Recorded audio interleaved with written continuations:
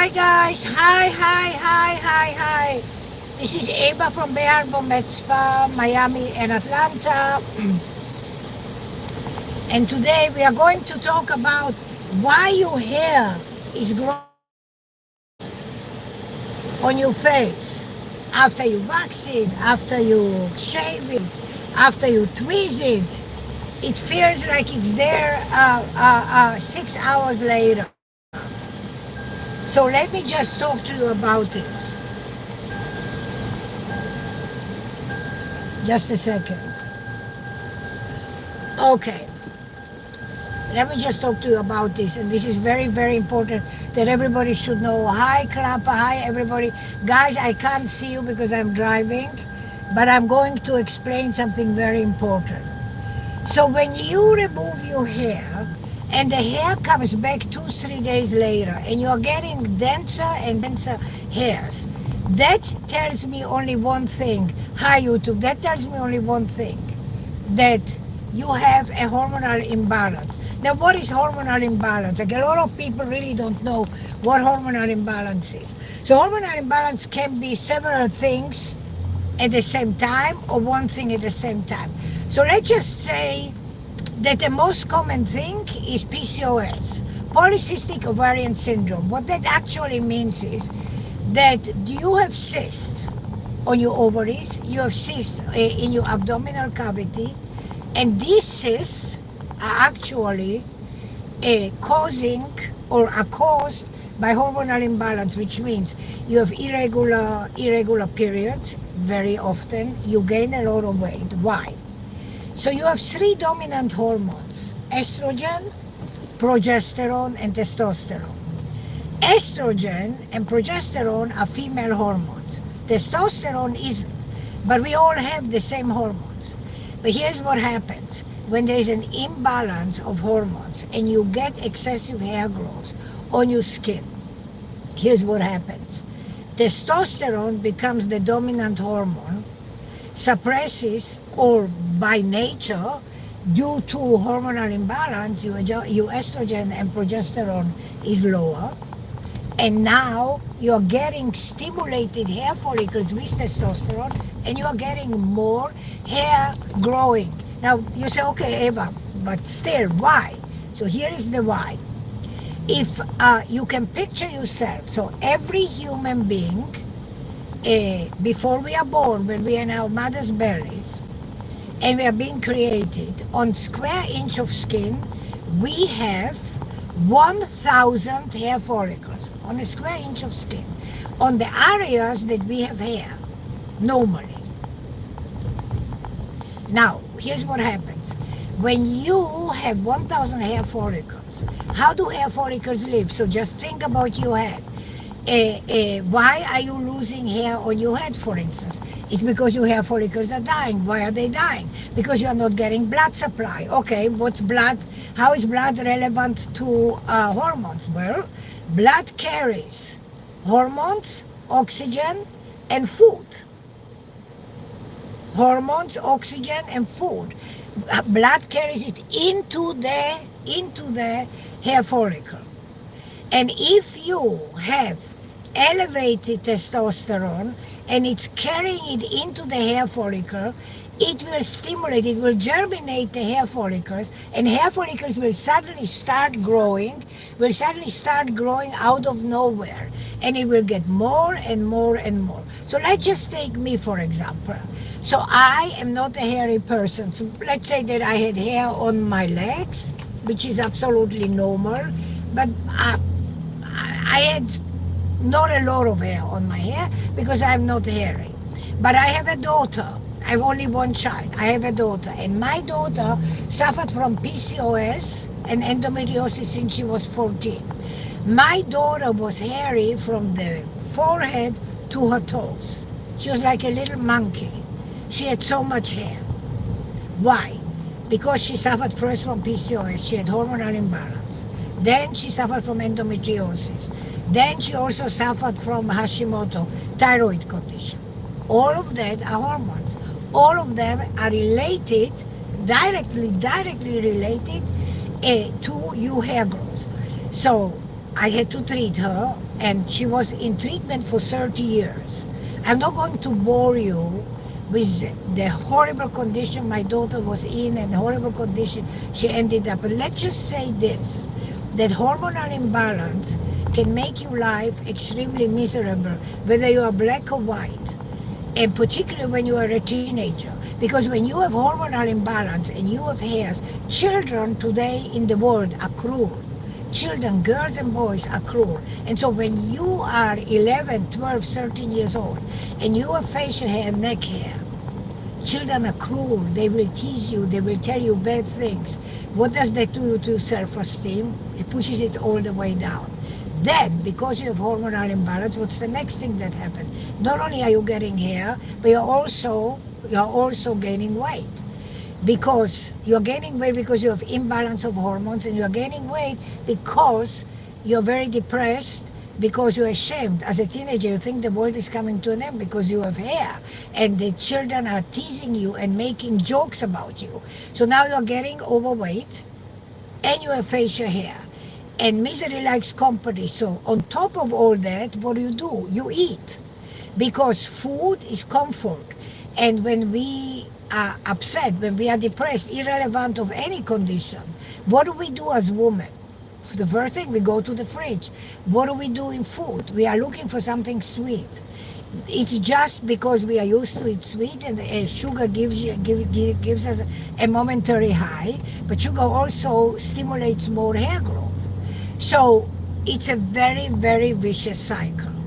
And when this cycle starts in a woman's body and it's not addressed medically, clinically, internally and externally, the results can be very, very devastating. Now you say, oh, what do you mean devastating? I'll tell you what devastating means.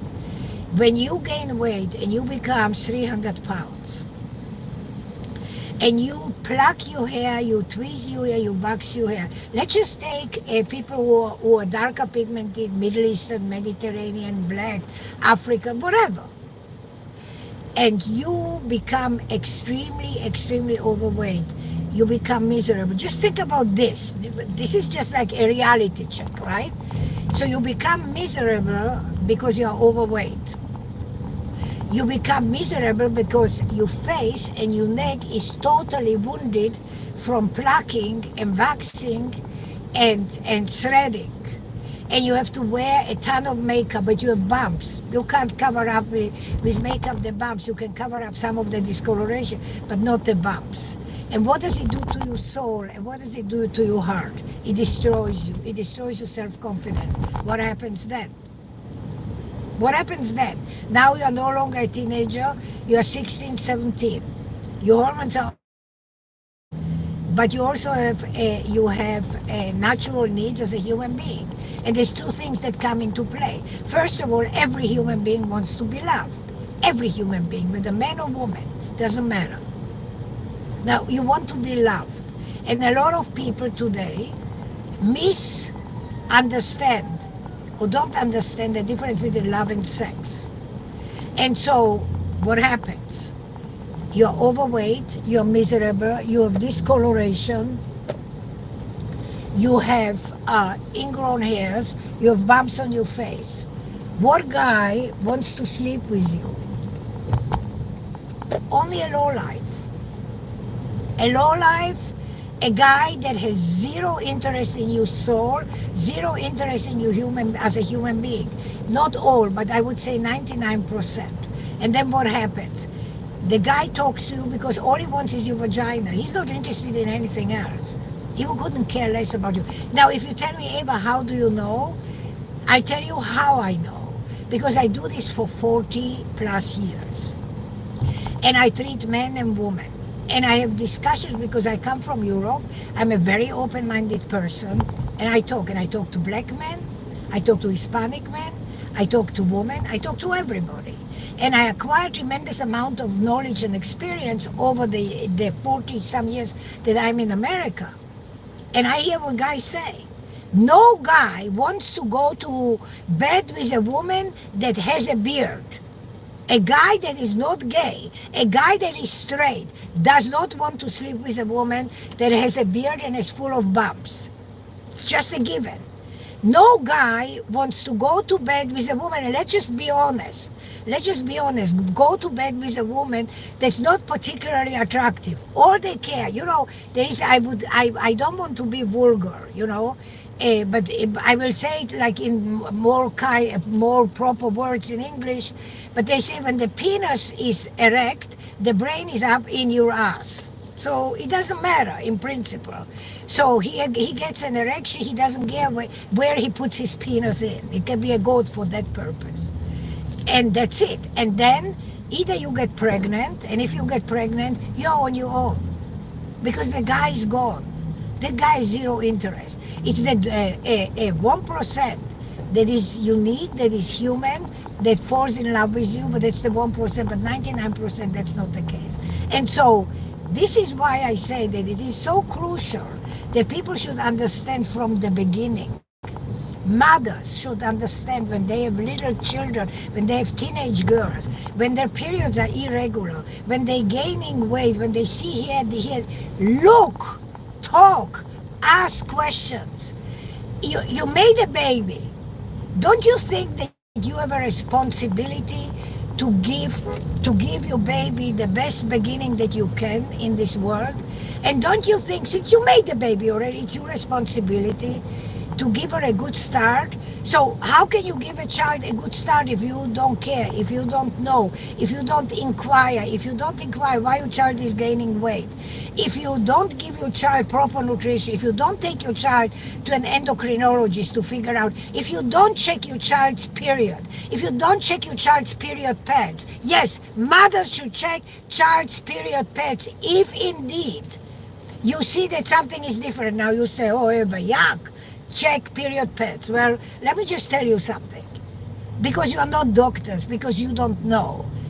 But a period pad can tell you a lot. And I'll tell you why. When you have hormonal imbalance, when you have PCOS, and you are undiagnosed, and you have irregular periods, and you have heavy cramps, which often is associated with PCOS, you also have blood clots. And you can see blood clots when they come down from your vagina onto the pad. You can see blood clots. You physically can see them. And they are dark red, and it's like they are in a membrane. So you can see them. Blood clots are not okay for anybody. So when you have blood clots, that means there is a problem. So this is why I say a mother should check a child's period pad. Because girls don't know. If a mother doesn't know, how should a child know? In America, you don't have education in school. In America, they don't teach you, you don't have like a nurse like overseas in Europe. You have a nurse that comes, that talks to children 10, 11, when they start puberty. They explain to girls what happens in their body and what is a period and what should it look like. They explain to boys that their voice is starting to change, that hair starts growing. They're explaining it. So people and children have a little more knowledge than American children because you have zero education when it comes to your hairs. What you have, they call it the sex education, which is bullshit. Because they don't educate you, then they don't teach you what they should teach you. Because today, unfortunately, most of the education for a lot of children, if at all, comes from school. They get zero education at home. Either parents work or parents themselves are not educated, and children are just growing, like one after the other one, and they're like little puppies. So if school would do their job, but in America, public schools are mostly very, very lousy. So you don't get that education. So I'm trying to give you the education. I'm trying to tell you that as a mother, you have a responsibility, whether you wanted the child or didn't want the child. It is your responsibility because that child is here now. So it is your responsibility to look after the child and figure out what is wrong with your child. It is your responsibility. And it is your responsibility if there is something wrong. And when I say because how can you ask an 11, 12-year-old girl or 13-year-old girl, do you have blood clots? And what does she know about blood clots in a period? She knows she has pain, she knows she is moody, she knows that she didn't have a period for 2 months, she didn't register exactly how long, and then she has, and she thinks that's normal. But it's not normal. Period should come once every month. And what's normal in period in pain from 1 to 10 is a 3. That's as maximum as it's normal. When any pain is from 3 above, then the red flag should go up. And so I'm giving you the tools, I'm giving you the education, and I'm explaining you that the facial hair that you have didn't start suddenly. The facial hair that you have started when you became a teenager most of the time. Because that's when you develop, that's when your hormones are developing, that's when your hormones either work or don't work properly, and this is when it started. It doesn't come out of the blue, just out of the blue, or now I have PCOS. The cysts were there. The cysts were created there years ago. You just didn't pay attention, you just didn't take care of it, because you didn't know. So I am telling you, if you have irregular periods, if you have, the first thing is facial hair. Normally, women should not have facial hair. That's just how it is. Women should not have facial hair. The balance of hormones is such that as progesterone, estrogen, and testosterone is the lowest, so we should have little bit of hair, just regular, and then we should have hair on our pubis, we should have hair in our underarms, we should have hair on our head. But other than that, we shouldn't have hair. And if we have hair, that's a red flag. And that red flag is, okay, something is off, which means your thyroid is off, your sugar is off, your hormones are off, and they need to be checked. And the best person to check this is an endocrinologist, not even a gynecologist, an endocrinologist. Because an endocrinologist, that's what's endocrine system. He checks everything, and then he reads it, and he understands it. And then he can tell you, okay, you have this. And then you take it from there. Then you have a picture, black and white, and you have a correct picture.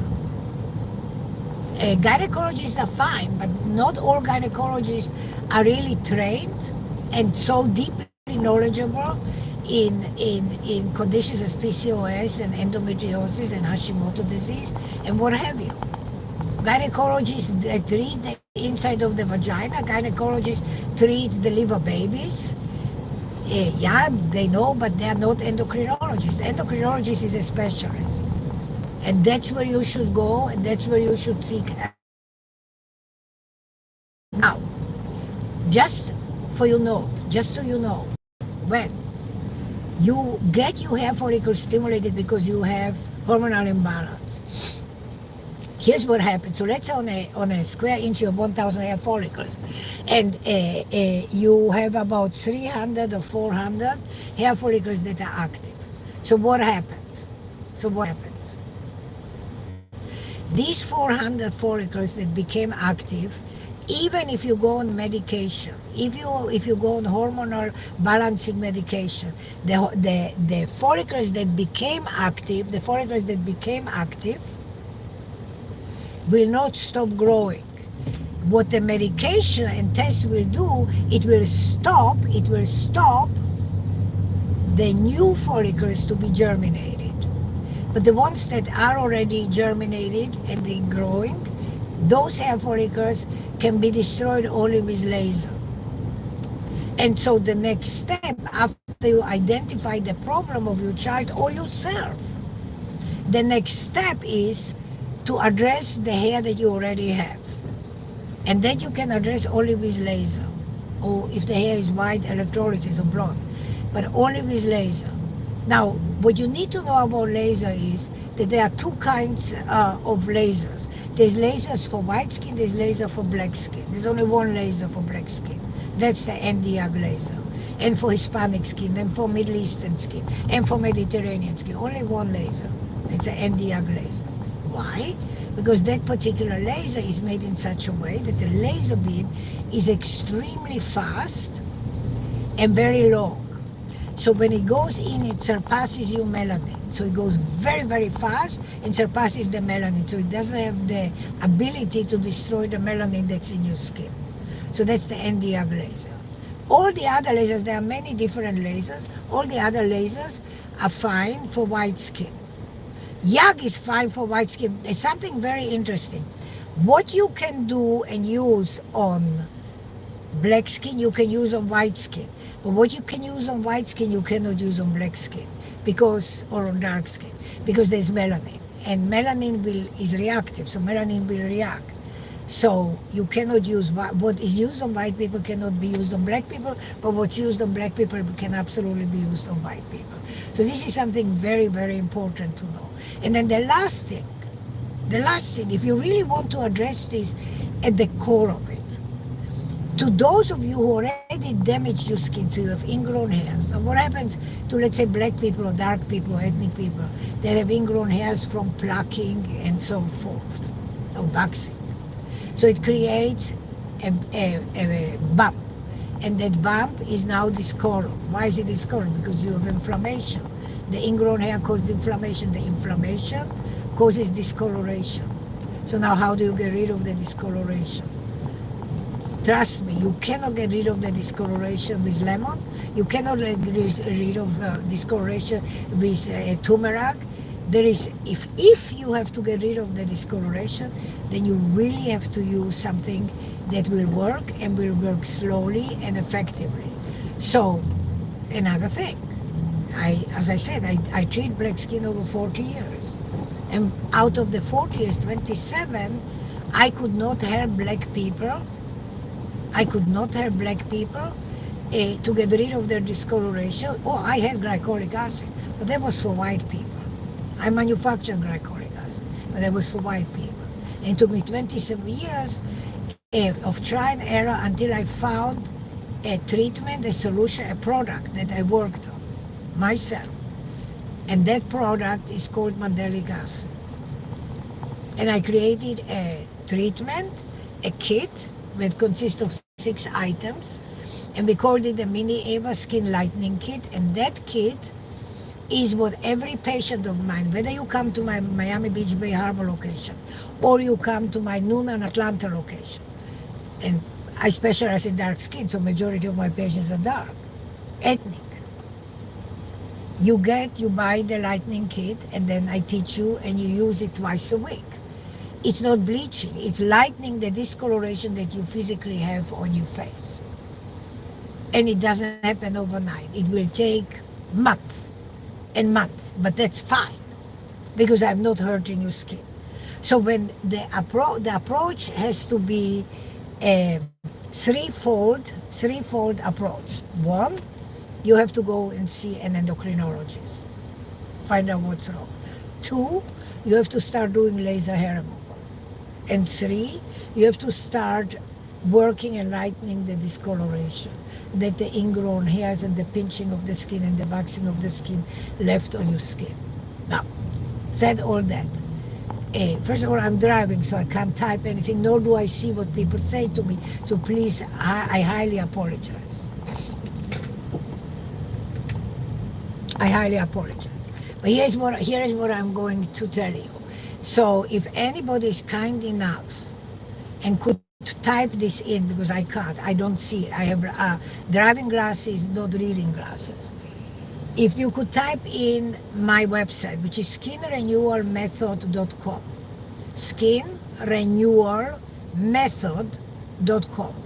And if you can't type that in, or if you don't understand what I'm saying, then if you do evataubskincare.com, which is my name here on Clubhouse or on YouTube, evataubskincare.com, that will bring you to my website. And on that website, you can find the lightning kit, and you can find my telephone number, and you can find my email. And if indeed this talks to you and this makes sense to you, only if it makes sense to you, and only if you think that what I'm telling you is truth, okay? If that makes sense to you, then please, by all means, feel free to contact me, whether you have a question or you want to make a consultation. You can contact me, you can ask me questions. And remember that no question is actually a stupid question. I always say this, that when people ask questions, because they want to know, because they don't know. So don't be embarrassed. If you have questions, whatever the question is, I will answer. And if I don't have the answer, I will tell you I don't know. But ask, because you only can become wiser and smarter if you ask questions and I answer the questions, or anybody else, and you get the correct answer. So by all means, you can reach me through my website, and there is a phone number, and you have all the information. And do ask me. Now I'm going to try to see this if I can see. Okay, anybody asking here questions? I'm just trying to see. Okay, so I guess no. Okay. With that, guys, I will say ciao. Thank you. Have a wonderful weekend. And if this makes sense to you, please share this. Share this with somebody. Share this on your social media, because what I told you are facts. What I told you are truths. I didn't tell you anything that is not so. So, you, by all means, just share this post. If I come to another stop sign and I have red light, I will read. I see that somebody's asking something on this phone. I have several phones. I'm on several platforms, but I can't do it right now. So if you hold off for a second, I will then check if there's anything that you ask, if I can answer the question. But I can't until I come to a stop sign. Okay, so and yeah, you can also submit questions, and here, like Okrapa, you guys, you can DM me. You can DM me your questions, and I will answer if any question that you have pertaining to unwanted hair, pertaining to hormonal imbalances. Okay, now I'm coming to a red light, so I can check. Okay. Okay. Okay. All right, nothing. Okay, so sugar vibes. Okay, guys, I can't see really, but thank you for coming on. And everybody have a wonderful weekend. I will be going now. Ciao, ciao, ciao.